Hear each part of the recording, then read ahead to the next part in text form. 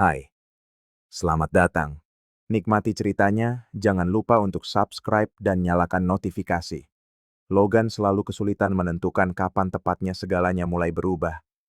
Ia hanya bisa melihat dampaknya, tetapi tidak pernah saat peristiwanya terjadi. Seolah dunia runtuh dalam senyap, dan ia baru menyadari puing-puingnya saat sudah berlutut di tengah kehancuran. Malam Jumat itu, semuanya tampak normal. Chloe, dengan penuh semangat, mencari tas tangannya sambil bercerita tentang reuni dengan teman-teman kampusnya. Ia merapikan rambutnya di depan cermin ruang tamu dan tersenyum. Senyum seseorang yang sudah tahu jawabannya bahkan sebelum bertanya apakah Logan keberatan. Logan membalasnya dengan sebuah kecupan di pipi, sebuah gestur rutin yang otomatis, tanpa sadar bahwa ia sedang mengucapkan selamat tinggal pada sesuatu yang jauh lebih besar dari sekadar malam itu. Chloe pergi dengan janji akan pulang lebih awal, bahwa itu hanya akan menjadi makan malam, tawa, dan sedikit nostalgia bersama mereka yang berbagi tahun-tahun masa muda. Logan tetap di rumah, menyiapkan makanan ringan, duduk di sofa dengan segelas anggur, dan mencoba bersantai. Ia memutar film yang tidak disukai Chloe untuk menikmati kedamaian sementara, dan untuk sejenak, ia berhasil melepaskan ketegangan. Namun seiring berlalunya waktu, ketenangan itu mulai berubah menjadi kegelisahan. Hampir pukul 1 dini hari ketika ia mulai memeriksa ponselnya lebih sering, pesan yang ia kirim tidak terbalas. Ia menelepon 2 kali, dan keduanya masuk ke kotak suara. 1000 penjelasan terlintas di benaknya. Baterai habis, tidak ada sinyal. Obrolan yang terlalu panjang. Namun, rasa tidak nyaman itu tumbuh di perutnya seperti batu yang tak mau turun. Pukul 02.37, pintu terbuka. Suara kunci yang digerakkan dengan tergesa-gesa, bunyi tas yang membentur dinding, dan langkah-langkah tak terkoordinasi di lorong mengumumkan kedatangan Chloe. Logan langsung berdiri. Chloe masuk dan mencoba tersenyum, tetapi senyum itu tidak bertahan lama. Gaunnya robek di bagian jahitan samping, sebuah detail yang tidak bisa dijelaskan dengan mudah. Ia bertelanjang kaki, memegang sepatunya di tangan, kakinya kotor, seolah-olah ia telah berjalan di sepanjang jalan untuk waktu yang lama. Rambutnya, yang tadinya tertata rapi dalam sanggul elegan, kini tergerai berantakan di bahunya. Noda lipstik di sudut mulutnya dan goresan maskara hitam di bawah matanya melengkapi gambaran seseorang yang telah melalui lebih dari sekadar malam bersama teman-teman. Ia mengatakan sesuatu yang singkat, mungkin acaranya seru, atau maaf sudah selarut ini, tetapi Logan nyaris tidak mendengar kata-katanya. Yang menarik perhatiannya adalah aroma. Aroma yang kuat dan memuakkan, berbeda dari yang biasa Chloe kenakan. Itu bukan miliknya, dan itu sudah cukup untuk membuat segalanya di dalam diri Logan mulai bergeser tanpa suara. Ketika Chloe mencoba naik ke lantai atas, Logan mengulurkan tangan untuk membantunya, dan Chloe menerimanya dengan senyum lelah. Saat menaiki tangga, Chloe tersandung 2 kali. Yang terakhir, ia menyandarkan wajahnya ke bahu Logan dan menggumamkan sesuatu yang tidak dapat Logan pahami. Kata-kata tak jelas yang diucapkan dengan lidah berat seseorang yang terlalu banyak minum atau terlalu banyak menyembunyikan sesuatu. Logan tidak mendesak. Ia hanya membantunya sampai ke kamar tidur. Chloe berbaring masih dengan pakaian lengkap. Resleting di punggungnya miring dan lututnya lecet. Dalam hitungan detik, ia tertidur. Logan berdiri diam selama beberapa menit, mengamati wanita yang telah dikenalnya selama hampir 1 dekade, yang malam ini tampak seperti orang asing. Keheningan di kamar terasa memekakkan telinga. Setiap detail, gaun yang robek, sepatu kotor, parfum asing, menumpuk di kepalanya seperti kepingan teka-teki yang tak ingin ia susun, tetapi terbentuk dengan sendirinya. Ia duduk di tepi tempat tidur, menatap kosong. Ia bertanya-tanya apakah ini hanya salah tafsir, apakah ia bereaksi berlebihan, karena sudah larut malam, karena tidak ada balasan, karena keterlambatan. Namun jauh di lubuk hatinya, sesuatu mengatakan kepadanya bahwa ini bukan berlebihan. Ini adalah naluri. Keesokan paginya, Chloe bangun dengan sakit kepala dan meminta kopi. Ia bersikap dengan normalitas yang dibuat-buat, seolah-olah ia baru saja kembali dari acara yang menyenangkan. Ketika Logan menyinggung jam pulangnya, ia berkata bahwa ia lupa waktu karena salah satu temannya sakit, jadi mereka butuh waktu lebih lama dari yang diperkirakan. Gaun yang robek? Ia tersandung saat keluar dari taksi. Lutut yang lecet?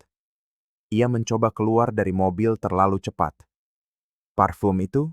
Mungkin milik salah satu temannya karena mereka saling berpelukan sepanjang malam.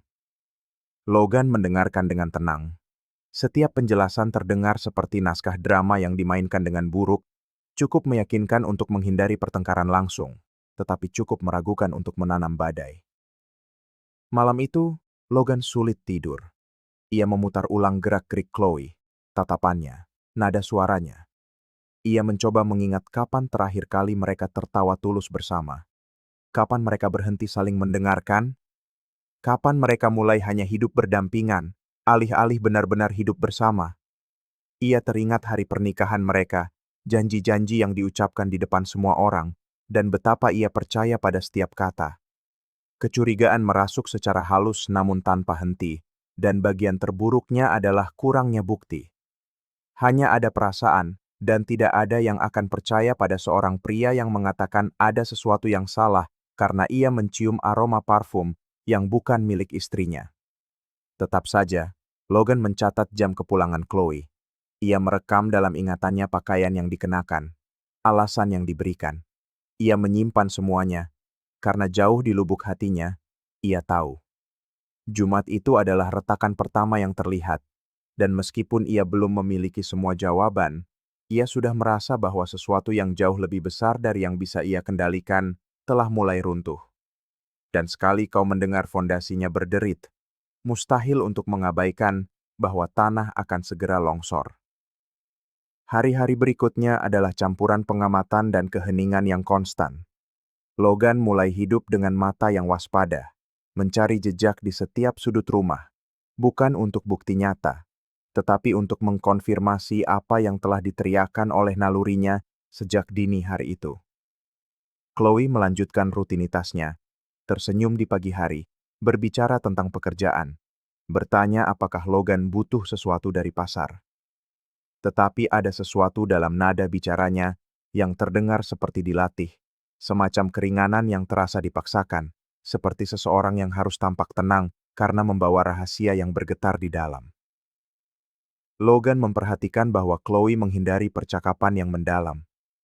Ketika ia menanyakan sesuatu yang pribadi, Chloe dengan cepat mengalihkan pembicaraan, mengeluarkan ponselnya, atau menyebutkan ada sesuatu yang mendesak yang harus ditangani.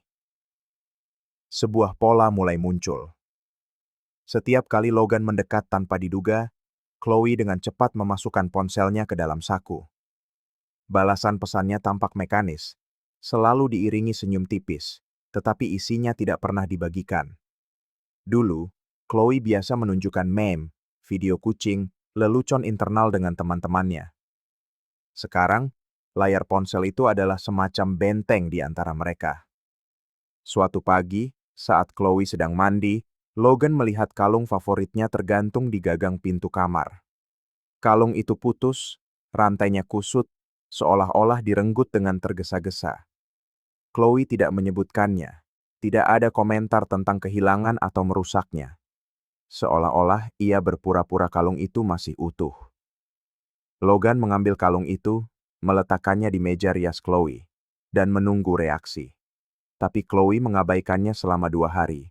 Seolah-olah berpura-pura kalung itu tidak ada di sana akan menghapus insiden tersebut. Hati Logan terasa sesak melihatnya.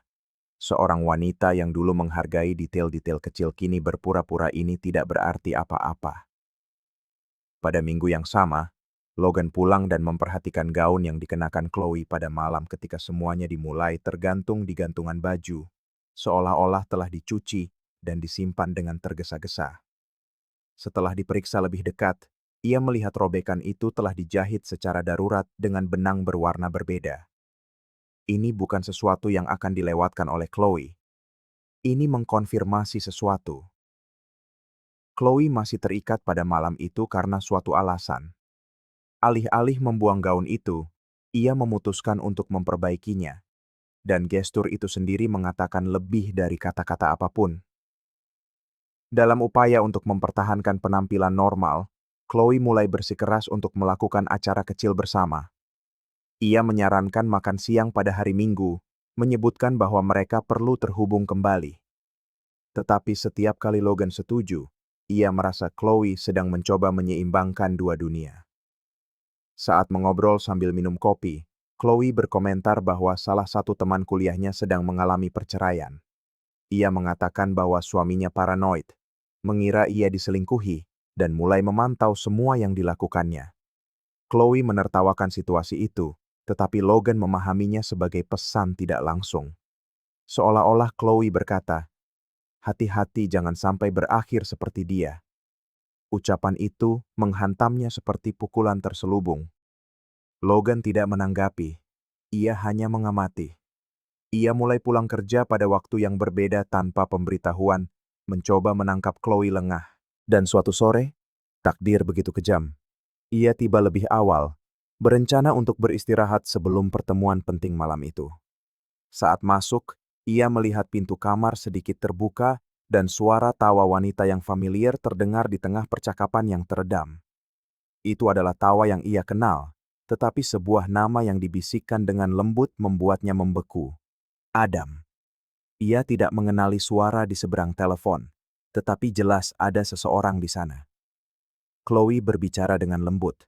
Duduk di tepi tempat tidur dengan telepon menempel di telinga, kaki bersilang, menatap dinding. Ia berkata bahwa malam itu sempurna, bahwa ia tidak bisa berhenti memikirkannya, dan bahwa Logan, seperti biasa, terlalu sibuk untuk menyadari apapun. Perut Logan terasa mual. Sensasi yang sama yang ia rasakan pada dini hari ketika Chloe kembali dengan sepatu di tangan datang kembali dengan deras, seolah-olah masa lalu menariknya ke dalam lubang yang telah ia coba abaikan terlalu lama. Ia mundur perlahan, meninggalkan rumah tanpa suara. Ia pergi ke mobilnya dan menarik napas dalam-dalam. Ia baru saja mendengar konfirmasi, sebuah nama, sebuah adegan yang digambarkan oleh Chloe. Nada suara yang tidak membawa rasa bersalah. Tidak ada keraguan. Itu adalah hasrat. Itu adalah penyerahan diri. Chloe tidak hanya mengkhianatinya. Ia masih terlibat secara emosional dan fisik. Ia berbicara tentang pria ini seolah-olah pria itu sudah menjadi bagian dari rutinitasnya. Logan duduk di mobilnya selama 40 menit, tidak menyentuh apapun, tidak menelepon siapapun.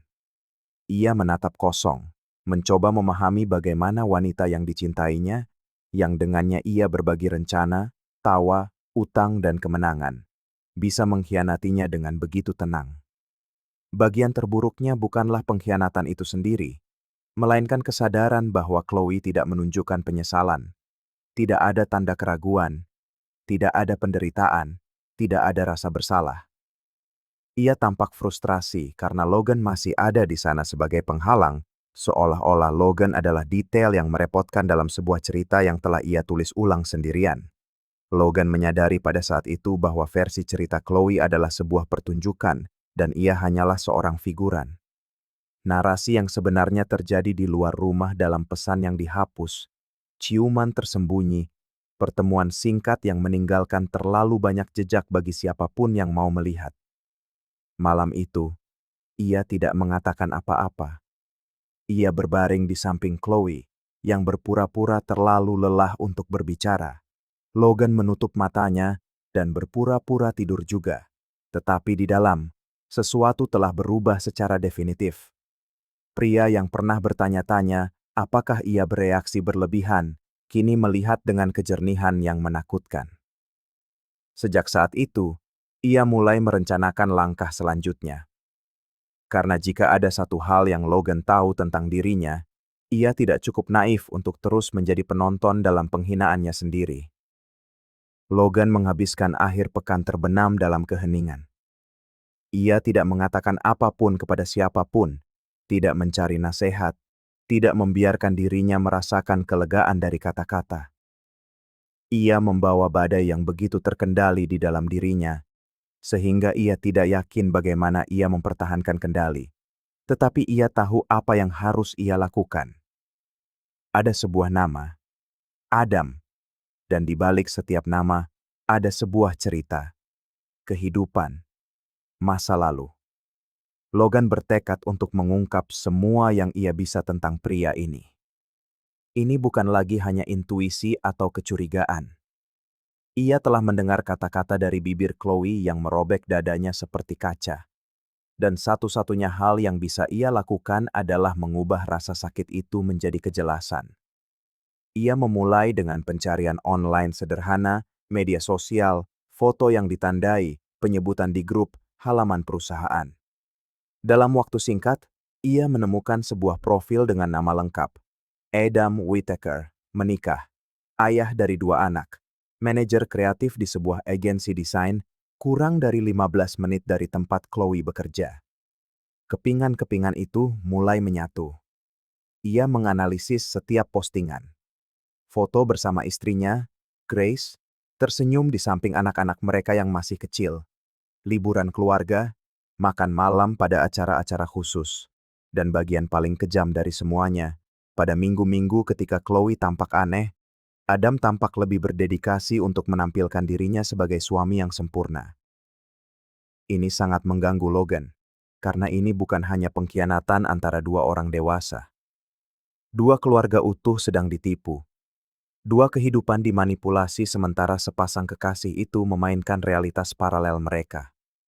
Logan mulai mengikuti langkah Adam secara online. Ia mengamati kapan Adam memposting, di mana ia check-in, tempat-tempat yang sering ia kunjungi. Dalam waktu kurang dari 3 hari, ia tahu di mana Adam makan siang pada hari Selasa, di mana ia berlari pada hari Sabtu, gym mana yang ia hadiri.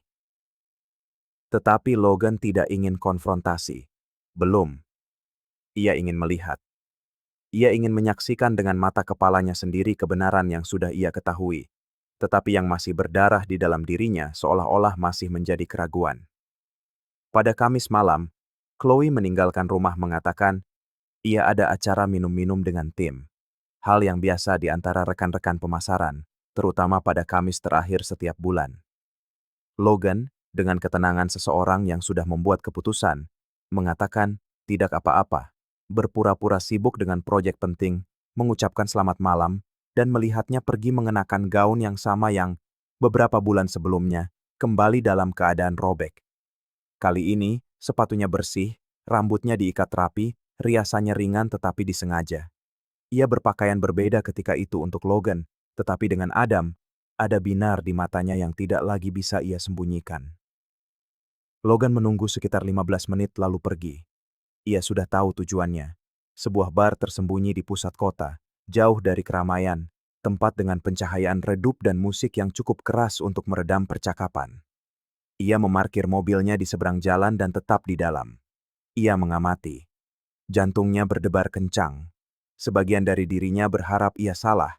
Ia berharap Chloe telah berubah pikiran, bahwa ia pergi untuk bertemu teman-temannya sungguhan, bahwa entah bagaimana nama yang diucapkan di telepon itu adalah kesalahan, sebuah kebetulan yang kejam. Tetapi pada pukul 20.17, ia melihat Adam tiba. Adam datang sendirian, mengenakan kemeja yang lengannya digulung, memancarkan kepercayaan diri yang sinis dalam langkahnya. Ia menyapa pelayan dengan akrab. Logan langsung mengenali perasaan bahwa ini bukan pertama kalinya. Ini adalah rutinitas. Dan 5 menit kemudian, Chloe muncul. Ia datang sambil tersenyum, berjalan cepat, melirik sekeliling seolah takut terlihat. Mereka bertemu di trotoar. Adam menarik pinggangnya dan menciumnya di sana, di tengah jalan, seolah-olah mereka memiliki dunia. Chloe membalas ciuman itu dan tertawa, mengatakan sesuatu yang tidak bisa didengar Logan, tetapi yang pasti tidak lagi penting. Apa yang ada di depannya sudah cukup untuk menghapus keraguan yang tersisa.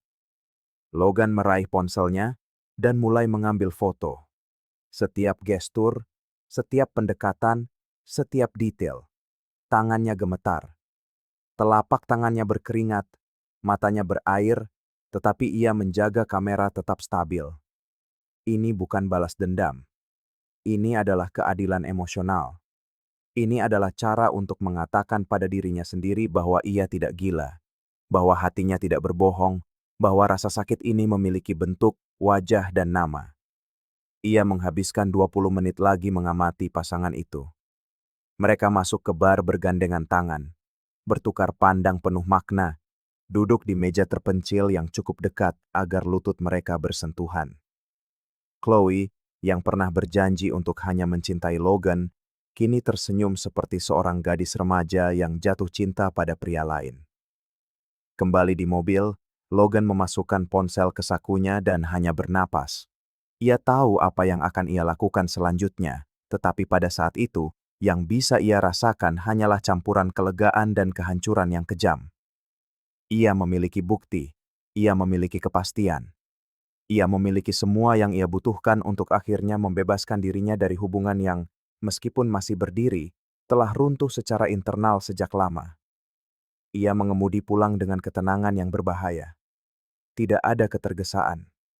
Seolah-olah setiap detik diperlukan untuk menguras amarah dan mengubah rasa sakit menjadi tekad. Ketika Chloe kembali hampir 3 jam kemudian, lipstiknya telah diperbaiki. Rambutnya diikat lebih santai, dan senyumnya dipaksakan. Ia berkata malam itu panjang, bahwa teman-temannya sangat bersemangat, bahwa ia lupa waktu. Logan mendengarkan semuanya dalam diam tanpa menyela. Ia menunggu Chloe selesai. Kemudian ia berdiri, membuka galeri foto di ponselnya, dan memberikannya kepada Chloe. Gambar-gambar itu ada di sana. Jelas. Kejam. Mustahil untuk disangkal. Chloe membeku. Ia melihat setiap foto seolah-olah menyaksikan hidupnya dihapus, adegan demi adegan.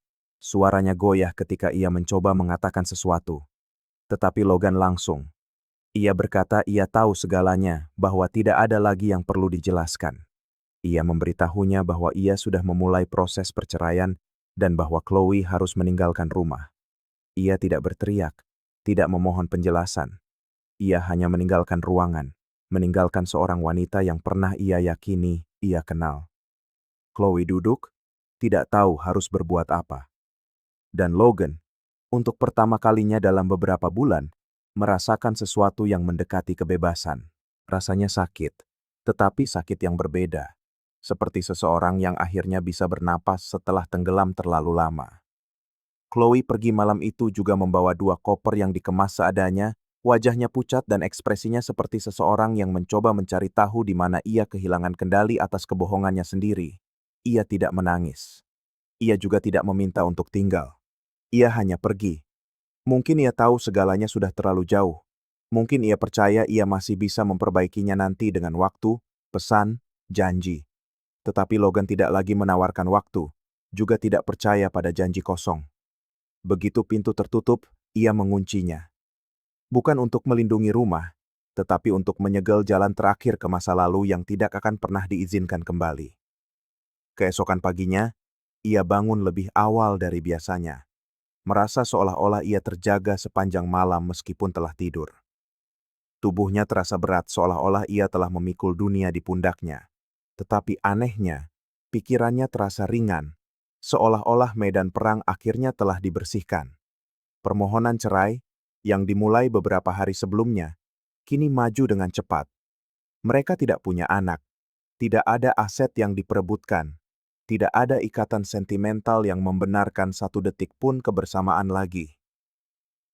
Akhir cerita tampak jelas, dan Logan siap menghadapi apapun yang akan terjadi selanjutnya. Pada saat yang sama, sesuatu di dalam dirinya mengatakan ini tidak bisa berakhir seperti ini. Adam masih menjalani kebohongannya sendiri. Grace, istrinya, masih percaya ia berada dalam pernikahan yang stabil. Dan Logan tahu, dengan semua bukti di tangan, bahwa ia memiliki kekuatan untuk mengubah itu. Ia memikirkannya selama beberapa jam. Kemudian ia menulis pesan langsung yang sederhana dan melampirkan semua foto. Ia mengetik nomor Grace, yang ditemukan di profil teman bersama, dan mengirimkannya. Tidak ada kebencian. Itu adalah keadilan. Seolah-olah ia berkata, "Kau berhak tahu siapa yang berbagi tempat tidur denganmu." Tidak ada balasan langsung. Tetapi 2 hari kemudian, berita itu datang. Grace, yang hancur, mengajukan gugatan cerai. Adam diusir dari rumah, dan, menurut seorang rekan kerja Chloe, sedang mencoba menyembunyikan skandal itu dari perusahaan, takut itu akan merusak citra profesionalnya. Dan memang begitu. Logan tidak tersenyum mendengarnya. Ia tidak merayakannya. Ia hanya merasa bahwa semuanya akhirnya jatuh pada tempatnya. Kehancuran emosional yang dimulai dalam senyap kini mulai menimbulkan suara di tempat lain.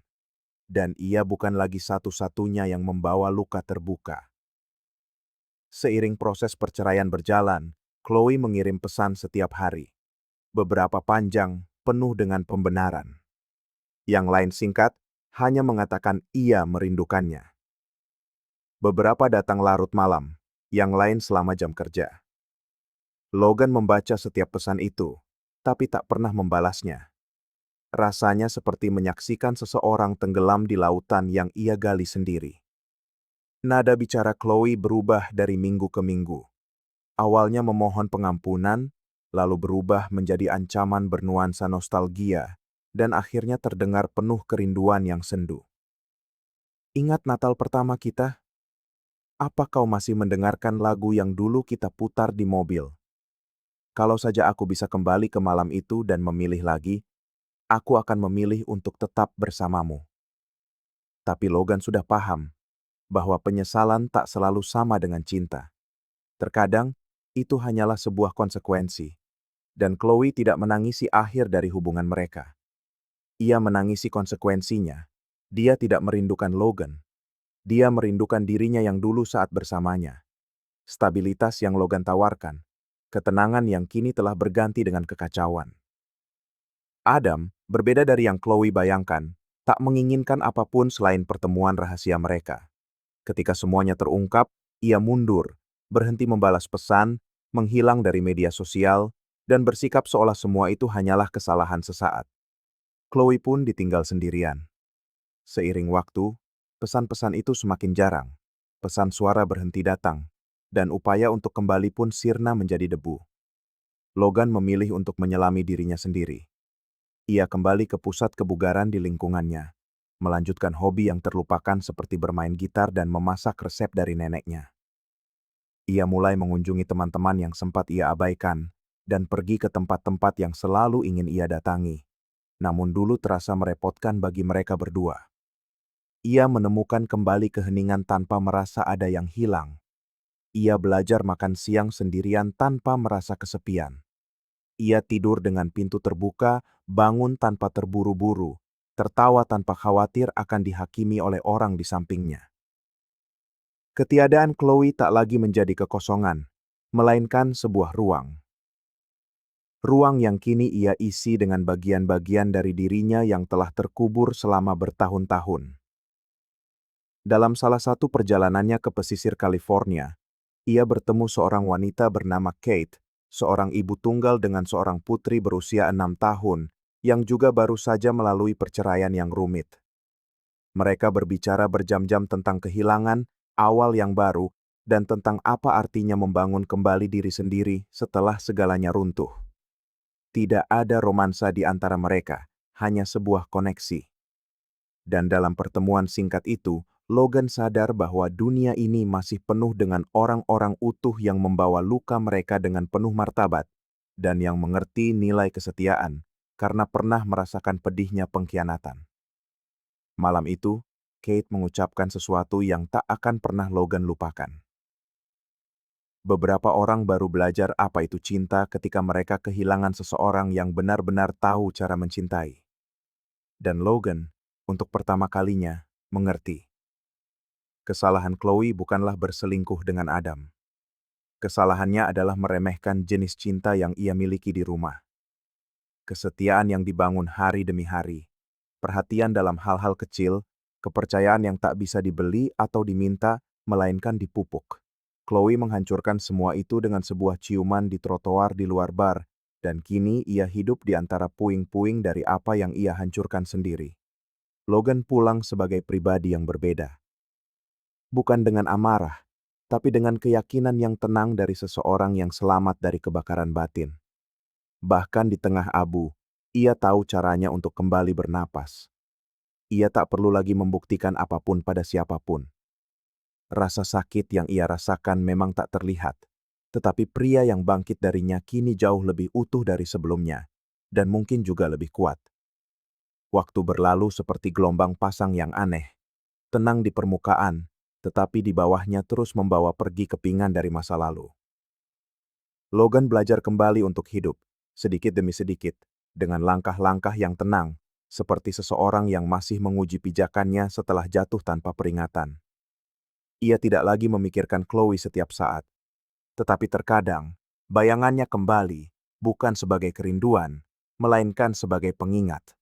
Pengingat tentang apa yang pernah ia toleransi atas nama cinta, yang kini ia sadari hanyalah miliknya seorang. Dan suatu hari, pengingat itu kembali secara tak terduga dengan sebuah nama yang tak pernah ia bayangkan akan berkedip di layar ponselnya. Adam. Nomornya tidak dikenal, tetapi nama di baris pertama pesan itu sudah cukup bagi Logan untuk tahu siapa pengirimnya. Adam ingin bicara. Katanya, ini bukan upaya untuk berdamai atau mencari pembenaran, tetapi ada beberapa hal yang perlu ia jelaskan. Logan ragu. Mengapa harus mendengarkan seseorang yang menjadi bagian dari kehancurannya? Tapi entah kenapa, ia hanya membalas, di mana dan kapan. Mungkin karena penasaran. Mungkin karena sebagian dari dirinya masih ingin memahami hal yang tak masuk akal ini. Mereka setuju untuk bertemu di sebuah kafe yang netral dan sepi, tempat tak ada seorang pun yang mengenal mereka. Adam tampak berbeda. Postur arogannya telah digantikan oleh ekspresi lelah. Bahunya merosot, matanya cekung, suaranya pelan. Ia memesan kopi tanpa gula dan terdiam selama beberapa detik sebelum mulai bicara. Dia bilang Grace telah pindah bersama anak-anak ke kota lain, dan kini ia hanya bisa bertemu mereka 2 minggu sekali. Dia menyebut pekerjaannya menjadi beban. Beberapa klien menghindarinya setelah skandal itu tersebar, dan rekan-rekannya tidak lagi memperlakukannya seperti dulu. Logan mendengarkan dalam diam. Sampai di titik itu, tidak ada yang terdengar berbeda dari yang sudah ia bayangkan. Tetapi apa yang Adam katakan selanjutnya adalah pukulan yang sesungguhnya. Adam berkata bahwa dalam beberapa bulan terakhir, Chloe terus-menerus mendesaknya untuk memulai kembali hubungan mereka. Chloe sering menelepon, muncul di tempat-tempat Adam berada, dan mengatakan bahwa Logan telah mengkhianatinya secara emosional, dan kini ia hanya ingin bahagia tanpa rasa bersalah. Tapi bagi Adam, semua itu tak lagi menarik. Dia bilang, gairah itu hilang begitu saja saat status terlarang itu sirna. Seiring waktu, ia mulai menyadari bahwa Chloe adalah versi yang berbeda setiap minggunya. Suatu hari manis, hari berikutnya posesif, suatu hari penuh gairah, hari berikutnya dingin. Dan bahkan setelah semuanya berakhir, Chloe masih mencoba memanipulasi narasi. Hanya saja sekarang, tanpa ada yang menahannya, kebohongannya menjadi semakin jelas. Yang membuat Logan benar-benar terdiam adalah pengakuan berikutnya. Adam mengaku bahwa beberapa minggu sebelum perceraian, ia menemukan pesan dari Chloe dengan pria lain bernama Brian. Chloe mengatakan ia lelah menunggu Adam, bahwa ia pantas dicintai sebagai seorang wanita dan bukan sebagai pilihan kedua. Bagian yang paling tidak masuk akal adalah pesan-pesan itu dikirim pada saat Chloe masih tidur di ranjang yang sama dengan Logan. Perselingkuhannya dengan Adam bukanlah yang pertama, dan mungkin bukan yang terakhir. Logan menyerap setiap kata seolah mendengar gema gempa bumi yang telah berlalu tetapi masih mengguncang segala yang ada di dalam dirinya. Adam mengakhiri ceritanya dengan mengatakan ia akan pindah dari kota itu, mencoba memulai hidup baru di tempat lain. Ia meminta maaf, tetapi Logan hanya berterima kasih atas informasinya. Ia tidak lagi melihat Adam sebagai musuh, tetapi sebagai bagian dari sebuah mekanisme rusak yang telah menghancurkan lebih banyak kehidupan daripada yang ia sadari. Sendirian di meja itu, Logan menarik napas dalam-dalam. Ia mengambil ponselnya, membuka pesan terakhir dari Chloe yang belum terbaca, yang dikirim beberapa hari lalu. Chloe menulis, "Jika masih ada kesempatan, katakan padaku." Dan Logan hanya mengetik, Dulu ada, sampai aku tahu engkau tak pernah menjadi milik siapapun, dan aku tak pernah menjadi pelabuhanmu. Aku hanyalah perahu lain yang singgah di tengah badaimu. Ia menghapus nomor itu sesudahnya, tanpa ragu. Saat meninggalkan kafe, ia melewati seorang pria tua yang menjual buku bekas di sebuah lapak sederhana. Di antara sampul-sampul yang usang dimakan waktu, sebuah kalimat yang ditandai menarik perhatiannya. Cinta sejati tidak pernah menipu, ia menyingkap. Logan berhenti sejenak, menatap kalimat itu seolah akhirnya memahami kepingan terakhir dari sebuah teka-teki kuno. Ia tidak membeli buku itu. Ia hanya menyimpan kalimat itu di dalam hatinya. Dalam perjalanan pulang, ia merasakan sesuatu yang berbeda. Untuk pertama kalinya, segalanya terasa masuk akal. Pertanyaan-pertanyaan telah terjawab, jejak-jejak telah terhubung, topeng-topeng telah terbuka. Chloe, dalam ketergesaannya mengisi kekosongan, telah meninggalkan orang-orang yang hancur. Dan Logan, dengan kesabarannya menyatukan kembali kepingan-kepingan itu, menemukan bayangan dirinya sendiri yang utuh, meski penuh goresan. Bulan-bulan berikutnya, ia habiskan jauh dari hubungan apapun. Ia memilih untuk menyembuhkan diri dari dalam sebelum mengizinkan kehadiran orang lain di sisinya. Ia menemukan keindahan dalam kesendirian. Ia bertemu orang-orang baru, menyambung kembali hubungan dengan teman-teman lama, melakukan perjalanan singkat ke tempat-tempat yang tak akan pernah menjadi tujuan bulan madu, tetapi sangat sempurna bagi seseorang yang hanya butuh menghirup udara segar. Hidup terus berjalan, seperti seharusnya. Tetapi yang tersisa adalah pelajaran yang paling sulit dan paling berharga dari semuanya. Mereka yang berbohong tentang cinta, mampu berbohong tentang apapun. Dan penjara terburuk adalah tetap bersama seseorang yang berpura-pura bersamamu, sementara hatinya bermimpi berada di tempat lain. Logan mempelajarinya dengan cara yang paling pahit, tetapi ia berhasil memahaminya, dan rasa sakit itulah yang mengubahnya. Bukan menjadi seseorang yang tidak lagi percaya, tetapi menjadi seseorang yang sekarang tahu persis apa yang pantas ia dapatkan. Seseorang yang tidak lagi puas dengan remah-remah di tempat ia pernah menyajikan perjamuan. Seseorang yang, alih-alih mengemis cinta, memilih kedamaiannya sendiri. Dan pada akhirnya, mengerti bahwa terkadang, akhir yang bahagia tidak datang dengan bersatunya kembali. Akhir yang bahagia datang dalam keheningan, dalam martabat, dan dalam kebebasan untuk tidak pernah kembali pada apa yang pernah hampir menghancurkannya. Terima kasih telah menonton video ini. Jika kalian suka, jangan lupa untuk berlangganan channel ini dan nyalakan notifikasi agar tidak ketinggalan video terbaru. Sampai jumpa di lain waktu.